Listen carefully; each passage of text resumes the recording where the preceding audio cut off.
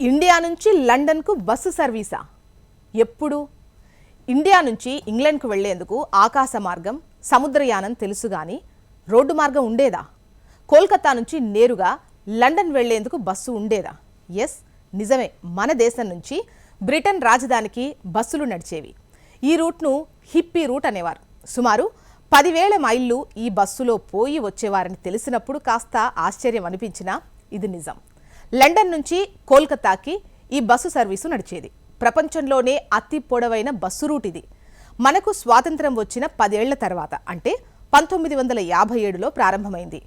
Albert travels ఈ బస్సును నడిపింది.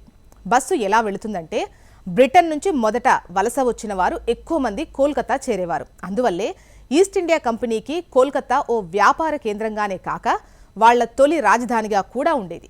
అందుకే అక్కడ ఇంగ్లీష్ వాళ్ళు ఎక్కువగా ఉండేవాళ్ళు. దాంతో ఈ ఆల్బర్ట్ ట్రావెల్స్ వాళ్ళు బస్సులు నడిపారు. కోల్కతా నుంచి బయలుదేరే ఈ బస్సు పశ్చిమ Pakistan, Afghanistan, Yugoslavia, Turkey, Iran, Iraq, Belgium, Europe మీదుగా లండన్ వెళ్లేది. భారతదేశంలోకి ప్రవేశించిన తర్వాత న్యూఢిల్లీ, ఆగ్రా, అలహాబాద్, బెనారస్ అంటే కాశీ మీదుగా కోల్కతా చేరుకునేది. ఎంతకాలం పడుతుంది అంటే, బస్సు లండన్ నుంచి కోల్కతా చేరుకోవడానికి దాదాపు 50 రోజులు. ఈ రెండు నగరాల మధ్య దూరం దాదాపు 10,000 మైళ్ళు. అండ్ కిలోమీటర్లలో చెప్పాలంటే 16,100 కిలోమీటర్. ఒక్కసారి పోయి రావాలంటే 20,300 మైళ్ళు, 32,699 కిలోమీటర్లు అన్నమాట. ఈ బస్సు సర్వీసు 1976 వరకు ఉండేది. ఇక ఈ ఖర్చు విషయానికి వస్తే, వన్ వే ట్రిప్ ఖర్చు వచ్చి 1957లో 85 పౌండ్లు, మన కరెన్సీలో చెప్పాలంటే 9,000 రూపాయలు. 1973 వచ్చే నాటికి వన్ వే ట్రిప్ కోసం సుమారు 145 పౌండ్లు ఖర్చు పెట్టాల్సి వచ్చేది. చిత్రం ఏంటంటే, ఈ మొత్తంలోనే ఆహారం, ప్రయాణం, వసతి ఉండేది. ఆల్బర్ట్ ట్రావెల్స్ బస్సు తొలి ప్రయాణం 1957 ఏప్రిల్ 15న లండన్ నుంచి బయలుదేరింది. 50 రోజుల తర్వాత జూన్ 5న కోల్కతాకు చేరుకుంది.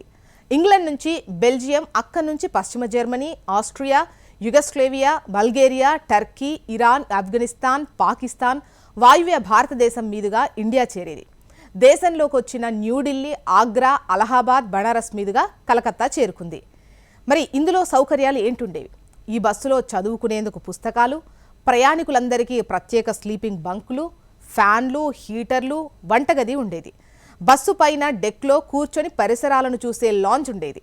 ఈ జర్నీ అంతా కేవలం ట్రిప్గా కంటే ఒక టూర్లా ఎంజాయ్ చేసేలా ఉండేది. బస్సు లోపల రేడియో, మ్యూజిక్ సిస్టంలను కూడా అమర్చారు.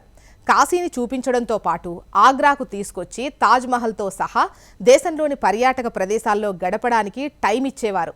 టెహ్రాన్, సాల్బర్గ్, కాబూల్, ఇస్తాంబుల్, వియన్నాలో షాపింగ్ చేసుకునేందుకు అనుమతి ఉండేది. హిప్పీ మార్గంగా ప్రసిద్ధి చెందిన ఈ రూట్లో బస్సులు 1976 వరకు తిరిగాయి. 76 తర్వాత ఈ బస్సులకు ఆదరణ తగ్గడం, ట్రావెల్స్ వారికి కూడా ఆసక్తి లేకపోవడంతో బస్సు సర్వీసులు నిలిచిపోయాయి. తొలిసారి తిరిగిన బస్సును బ్రిటిష్ యాత్రికుడు ఆండీ స్టీవర్ట్ కొనుగోలు చేశారు. ఇప్పుడు ఆ బస్సు పురావస్తు ప్రదర్శనలో ఉందంటారు.